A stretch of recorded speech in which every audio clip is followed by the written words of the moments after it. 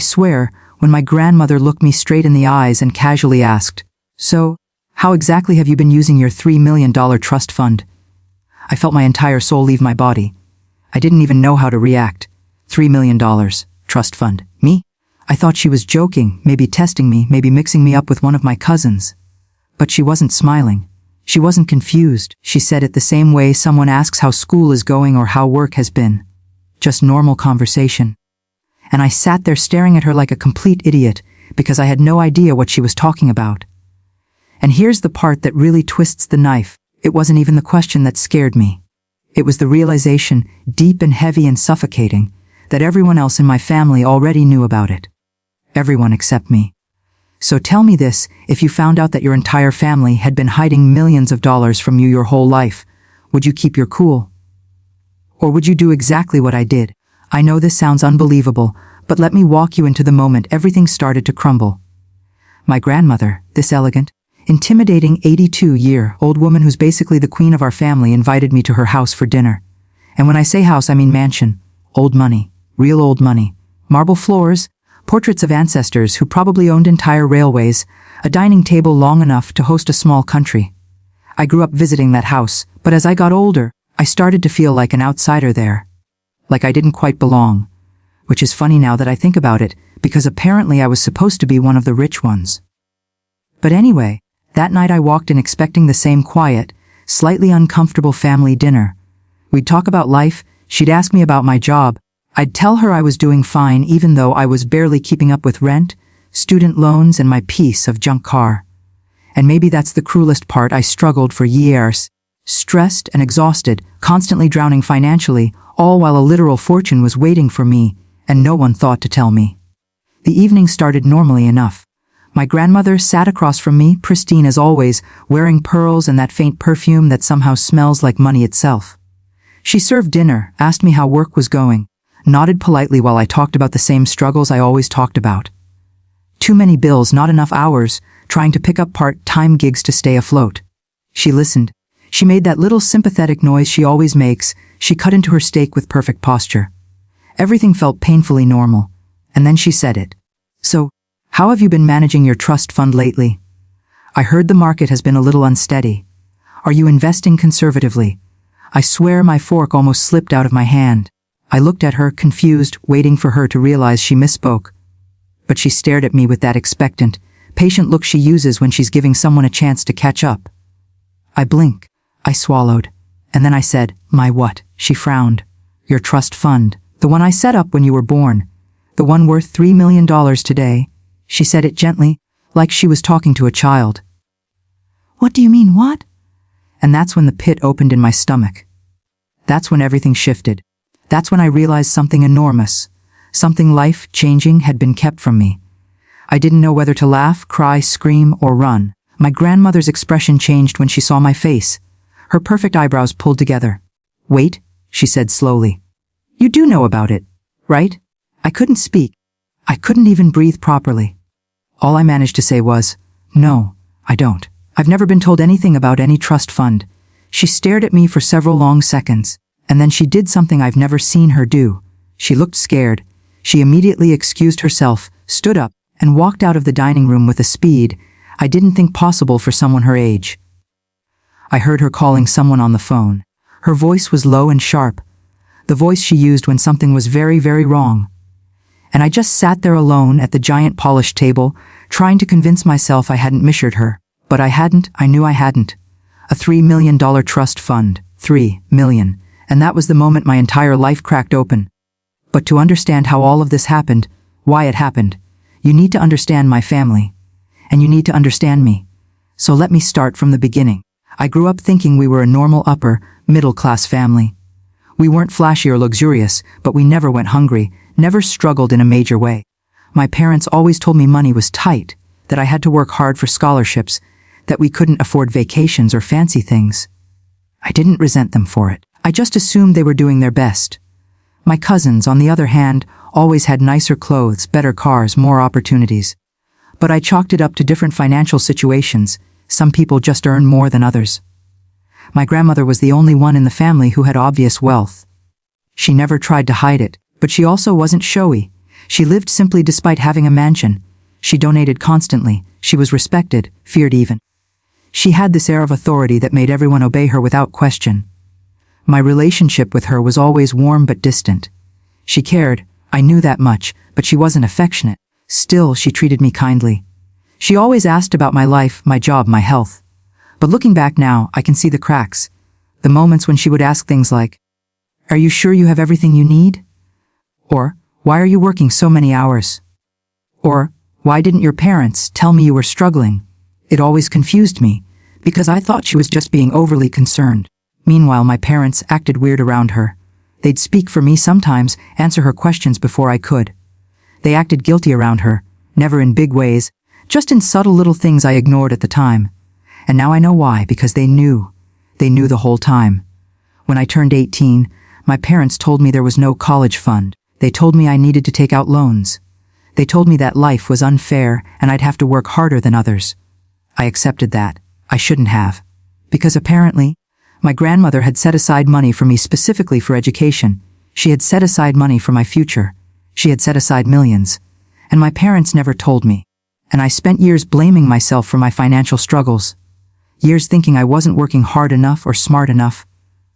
Years drowning in stress because I believed I had no safety net, all while $3 million sat somewhere untouched. So back to that night. After my grandmother hurried out of the room, I just sat there in stunned silence. 5 minutes passed. Then 10. I didn't dare move. I could hear her speaking in the hallway, her sharp voice carrying through the house. Then I heard nothing. Finally, she came back. Her face was pale. Her hands were trembling slightly. She sat down across from me again and took a slow breath. "I just spoke with the attorney who manages the trust," she said quietly. "He told me something upsetting." I braced myself. "He said that when you turned 18, the access documents were given to your parents. They were supposed to give them to you. They were also supposed to contact him annually to review the status of the fund." She paused, looking like she was trying not to cry. "But no one ever contacted him. Not once. And when he tried to reach you through the number your parents provided, no one answered." My heartbeat turned into a painful thudding in my ears. So I asked him a very direct question. She continued, voice tightening. "I asked him if it was possible that your parents intentionally kept the trust fund from you." I felt sick. My stomach twisted so hard I had to grip the edge of the table. "And he said," her voice cracked. She swallowed. "He said there was no doubt." She placed her hands in her lap. She looked broken, enraged, betrayed, and in that moment I realized this wasn't just shocking for me. This was devastating for her too. She had trusted them. She had believed they would do the right thing. And they hadn't. I couldn't stop the wave of emotions crashing through me. Rage, confusion, disbelief, heartbreak. All the nights I cried because my bank account was overdrafted. All the meals I skipped to afford textbooks. All the extra jobs, the exhaustion, the anxiety, the feeling of being left behind in life. Everything suddenly made sense. Everything suddenly felt like a massive, orchestrated lie. My grandmother reached across the table and put her hand on mine. The most physical contact she'd made with me in years. "I am so sorry," she whispered. "I had no idea. I trusted them. I thought they loved you." She didn't need to finish that sentence. I knew exactly what she meant. She stood up again. "I need to make another call." This time her voice wasn't scared. It was cold. Ice cold. The kind of cold that meant someone was about to lose everything. While she was gone, I sat there in a daze. My life flashed through my mind in painful, detailed fragments. My first year of college, working 2 jobs just to stay enrolled. My sophomore year, almost dropping out because I couldn't afford tuition. Graduation. My entire family celebrating while I silently panicked about the $90K debt hanging over my head. My 20s, scraping by paycheck to paycheck trying to build a life from scratch. All of it, every struggle, every sacrifice, it all could have been avoided. When she returned, she looked like a storm. Her posture was straight, her jaw was tight, and her eyes had a fire I had never seen before. "I've called your parents," she said. "They're on their way here." My blood froze. "Here. Yes, immediately. We are going to confront this." I didn't know what to say. I didn't know how to prepare myself for that confrontation. Part of me wanted answers. Part of me wanted to scream. Part of me wanted to hide. But there was no escaping it now. We waited in tense silence for maybe 20 minutes. Then I heard the front door slam. My parents walked in, their faces pale, their movements frantic. My mom rushed straight toward me, reaching out like she was about to hug me. Honey, we can explain. My grandmother held up her hand. Sit. Her voice echoed through the room with so much force that both of my parents froze instantly. They sat. My grandmother remained standing at the head of the table, staring down at them like a judge about to deliver a sentence. Explain, she commanded. My father swallowed hard. My mother twisted her hands in her lap. They looked like children caught doing something terrible. And that's exactly what they were. My dad started. Mom, it's not what you think. Then tell me what I think, she snapped. My mom looked at me with watery eyes and said, We didn't want you to become dependent on the money. The silence that followed was the kind that suffocates. I think both my grandmother and I stopped breathing for a full second. You didn't want me to become dependent. I repeated, disbelief dripping from every word. Dependent? Are you serious? My dad cut in nervously. We wanted you to grow up responsible, hardworking, not spoiled. I laughed. I actually laughed. A harsh, bitter laugh that didn't feel like it belonged to me. So instead you let me drown financially? You let me go into debt. You let me work myself sick. That's your idea of teaching responsibility. My mom wiped her eyes. Honey, we were going to tell you eventually. When? I snapped. When I turned 40, 50, never. My grandmother slammed her hand onto the table so hard the glasses rattled. Enough. Her voice was pure steel. You kept millions of dollars from your child. You kept MY money from MY grandchild. You lied to me.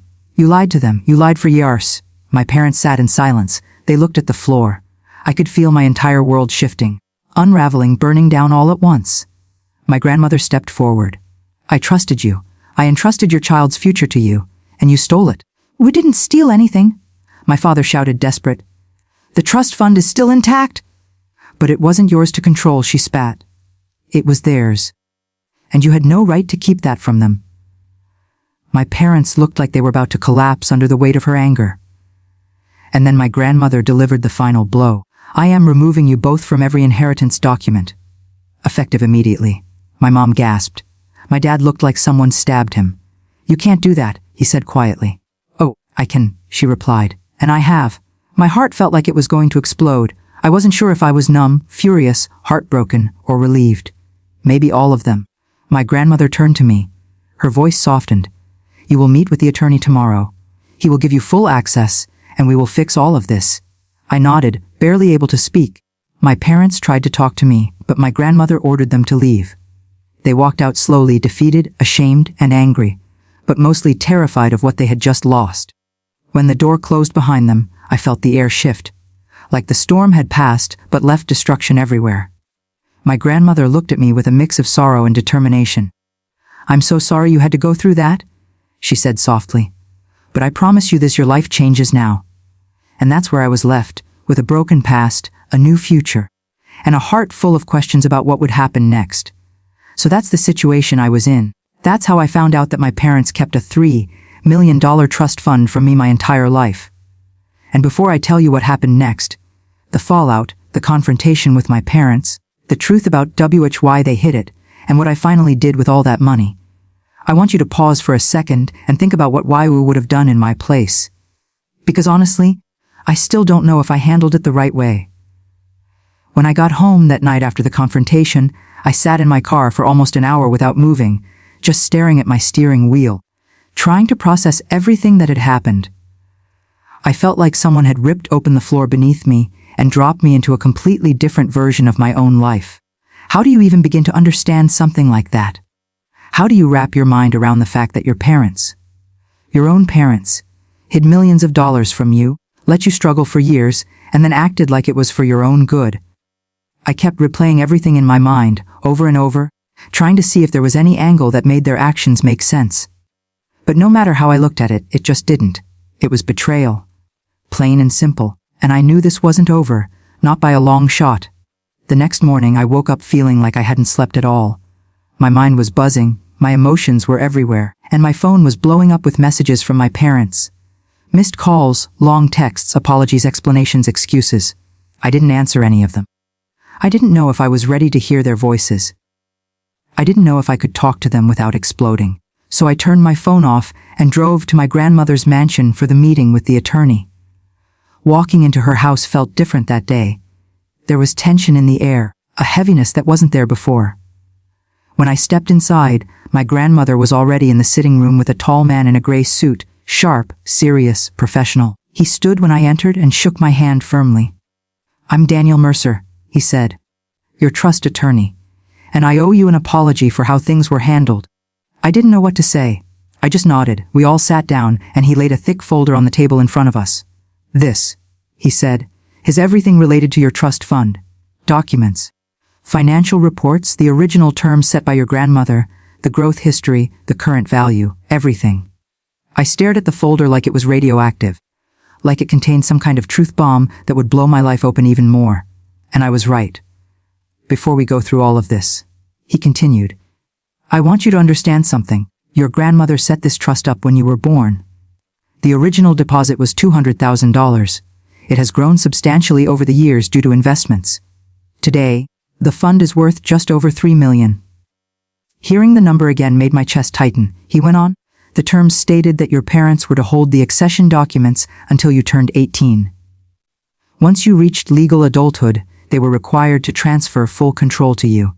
They did not. Legally, they could not access the fund themselves. They could not withdraw from it.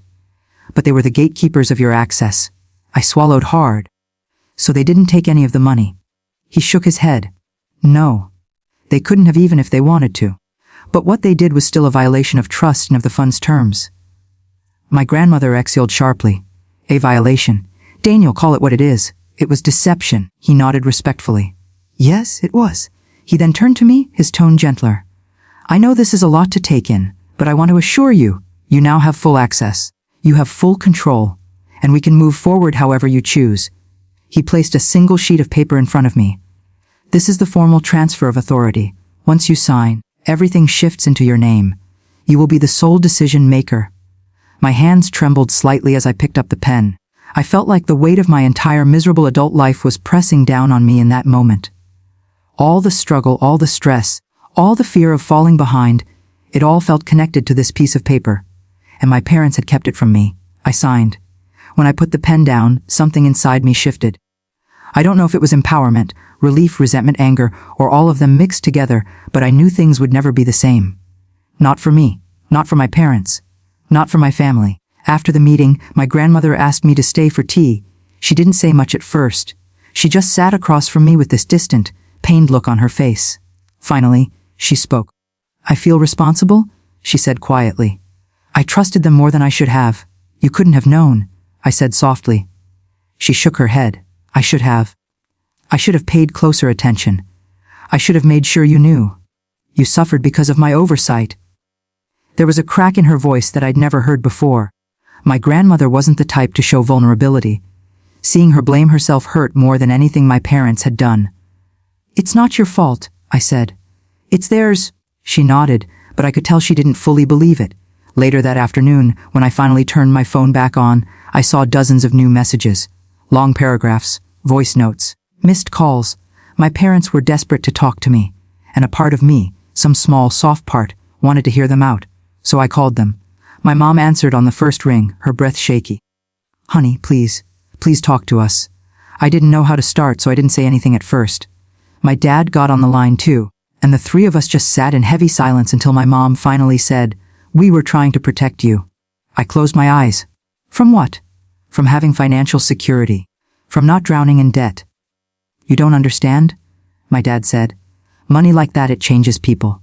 It ruins people. We didn't want you to become entitled." I could feel my anger boiling again. "So instead you let me struggle. You let me work 3 jobs.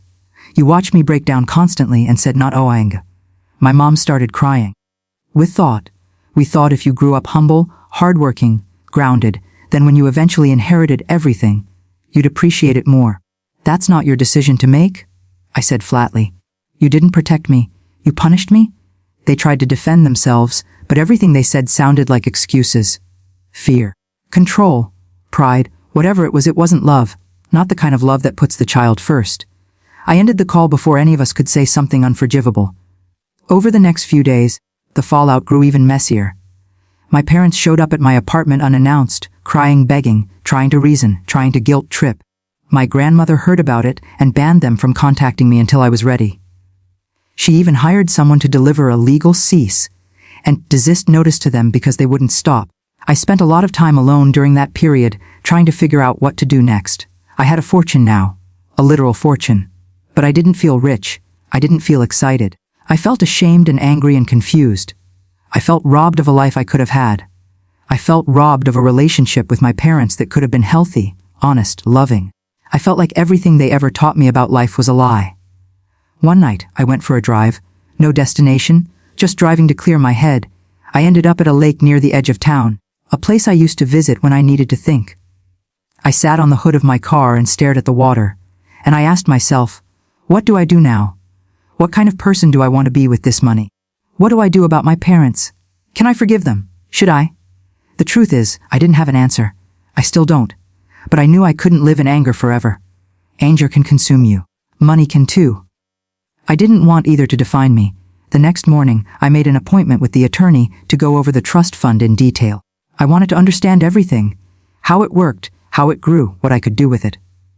We spent hours talking through investments, distributions, future planning. For the first time in my life, I felt like I had control, like I had options, like my future wasn't a dark tunnel anymore. But the biggest question remained, what was I going to do about my parents? A week after the confrontation, my grandmother invited me over again. This time she looked calmer, still hurt but composed. We sat together in her conservatory, surrounded by plants and sunlight. Have you decided what you want to do? She asked gently. I shook my head. I don't know. Part of me wants to cut them off completely. Part of me wants to hear them out. Part of me wants revenge. Part of me wants peace. I'm torn. She reached over and squeezed my hand. You don't have to decide right now. Healing takes time. Understanding takes time. And forgiveness, if you ever choose it, takes even more time. Do not rush this for anyone. I nodded slowly. But fate has a funny way of forcing decisions before you're ready. The next day, while I was grocery shopping, I ran into my dad. He looked miserable, tired, unshaved, stressed. He approached me like he wasn't sure if I'd bolt. Can we talk? He asked softly. I wanted to say no. I wanted to walk past him. But something in his eyes made me pause. We stepped outside to talk near the parking lot. Honey, he began, his voice low, I know you don't trust us. And you shouldn't. Not after what we did. But please listen to me. We never wanted to hurt you. We truly believed we were doing the right thing. We were wrong. We know that, we're sorry. And we're terrified we've lost you forever. I stared at him, my emotions warring inside me. Why didn't you tell me? Just tell me that. He rubbed his face. Because when you were younger, we were struggling. Really struggling. And the idea of you having access to money we couldn't touch, it made us feel like failures. We told ourselves waiting was the responsible thing. But really, we were ashamed. Ashamed that our child had resources we didn't. Ashamed that we weren't good enough to provide. And we kept digging ourselves deeper into that lie. It wasn't the answer I wanted. But it was the truth. I didn't forgive him that day. But I understood him a little more. Over the next couple of weeks, things slowly started to shift. My parents backed off. My grandmother and I grew closer. I started planning how to use my trust fund. Responsibly, intentionally, carefully. I didn't go on a spending spree. I didn't flaunt anything. I didn't quit my job, though I cut back my hours to take care of myself for the first time in years. I paid off my student loans. I fixed my car. I put money into savings. I invested. I breathed. For the first time in my adult life, I breathed without fear of the next paycheck. Eventually, after a lot of thinking, a lot of crying, a lot of long nights lying awake, I decided to sit down with my parents again. We met at a cafe. The conversation was emotional, messy, raw. They cried. I cried. We talked about everything: resentment, guilt, pain, love, responsibility. It wasn't a magical fix. But it was a start. A slow, rocky, imperfect start toward rebuilding trust. And even though part of me still feels betrayed, another part of me knows that clinging to anger forever would only hurt me, not them. I deserved peace.